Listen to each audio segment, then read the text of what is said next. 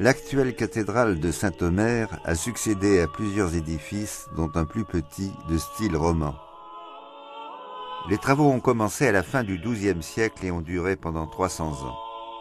C'est dire que sont bien visibles ici la complexité et les variations du style gothique. Et pourtant, l'unité est bien réelle. La cathédrale semble avoir été construite d'un seul jet. Au portail occidental trône le Christ du jugement, les mains levées. Il condamne à moins qu'il ne pardonne, tandis que les anges qui l'entourent sonnent de la trompette. Les élus à sa droite se pressent. Ils sont accueillis par Abraham qui les recueille dans un linge immaculé. À la gauche du Seigneur, les damnés bénéficient eux aussi de la résurrection. Néanmoins, ils s'engouffrent dans la gueule terrifiante de Lucifer. Les dés en sont jetés. En pénétrant dans l'édifice, on découvre à la hauteur du transept un autre Christ du jugement sculpté un peu différemment, mais dont la majesté frappe. Il a été rapporté de la magnifique cathédrale de Thérouanne, rasée par Charles Quint en 1533. Il mesure 5,25 m et est un exemple saisissant de la maîtrise des sculpteurs du XIIIe siècle. L'architecture de la nef est du XVe, alors que le chœur est du XIIIe. Les voûtes sur croisées d'ogives sont comme une rangée de mains jointes et nous invitent à la prière. Le triforium au premier étage est très élancé et à l'étage supérieur, de grandes verrières occupent tout l'espace. Que la lumière soit. Ainsi était le vœu du moine Sugère, qui fut l'initiateur de l'art gothique à Saint-Denis. Et que serait l'art gothique sans les verrières? À la pénombre de l'âge roman, source de mystère, succède la lumière qui éclate, c'est celle de l'incarnation. J'ai découvert Saint-Omer il y a 9 ans quand je suis arrivé ici dans cette cathédrale et en fait j'ai d'abord été très impressionné par la dimension de l'architecture. La cathédrale n'est pas à une dimension énorme et elle reste vraiment à taille humaine. Et puis il y a aussi quelque chose qui m'a très fort impressionné, c'est toute la dévotion mariale, la dévotion à la Vierge Marie qu'on appelle ici Notre-Dame des Miracles. Tous les ans, il y a une neuvaine de pèlerinage et puis il y a aussi tout au long de l'année un certain nombre de chrétiens qui viennent prier ici la Vierge Marie ainsi que les pèlerins et je trouve que c'est très important de conserver toute une tradition et qui s'est perpétrée depuis un certain nombre d'années de venir ici régulièrement. Et puis la cathédrale a aussi tout un aspect architectural qui est assez impressionnant et toujours l'occasion d'une catéchèse à partir aussi des tableaux, à partir de tout ce qui est présenté dans l'architecture et c'est aussi pour nous aujourd'hui très important d'en profiter. Ainsi parle le père d'Avigny, curé de Saint-Omer.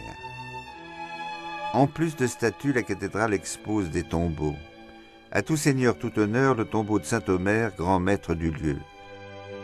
Le saint est couché sous un dais garni de tours et de créneaux. Au soubassement, des arcatures relatent ses miracles. Mais voici un tombeau plus curieux encore, le tombeau de Saint-Ercambode. Ce sarcophage en grès du 8e siècle renferme les restes d'un saint très aimé, 4e successeur de Saint-Omer. Comme l'homme de Dieu était mort paralysé, à son décès naquit une étrange pratique.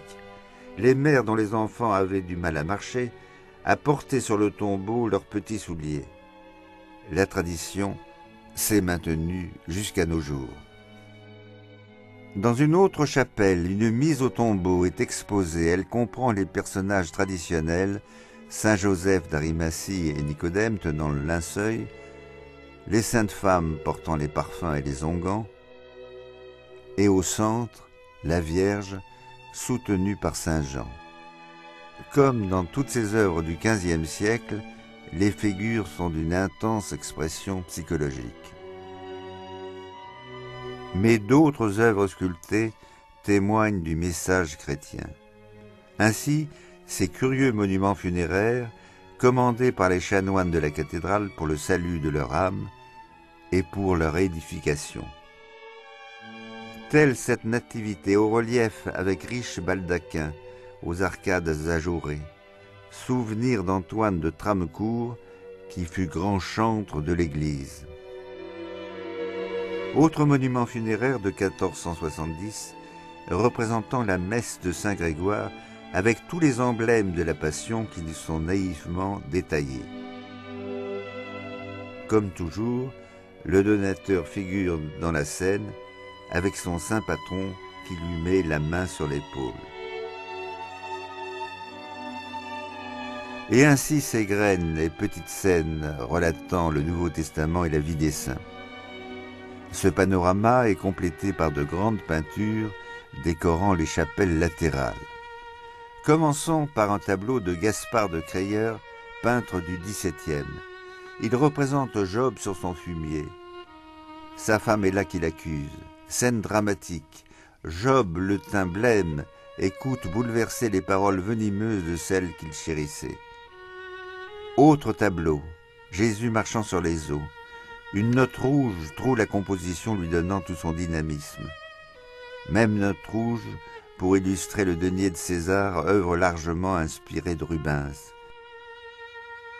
Suite un tableau représentant Saint Paul et l'aéropage, composition classique et un peu froide, due au pinceau d'Arnould de Vuez.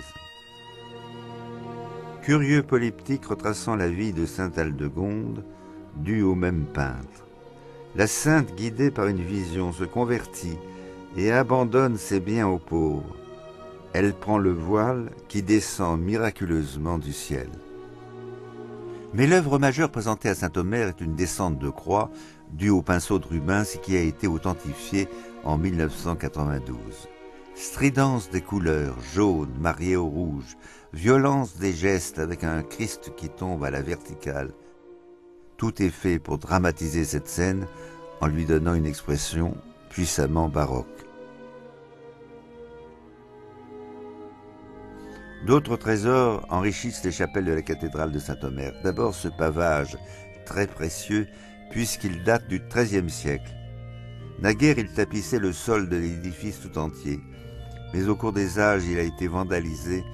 Il n'en reste que des vestiges.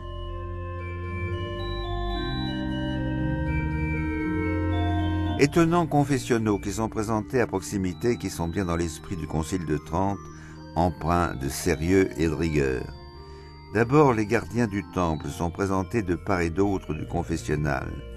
David, Pierre, Marie-Madeleine et le Fils prodigue. Ces quatre personnages ont une caractéristique commune, c'est de s'être repentis après avoir commis une lourde faute.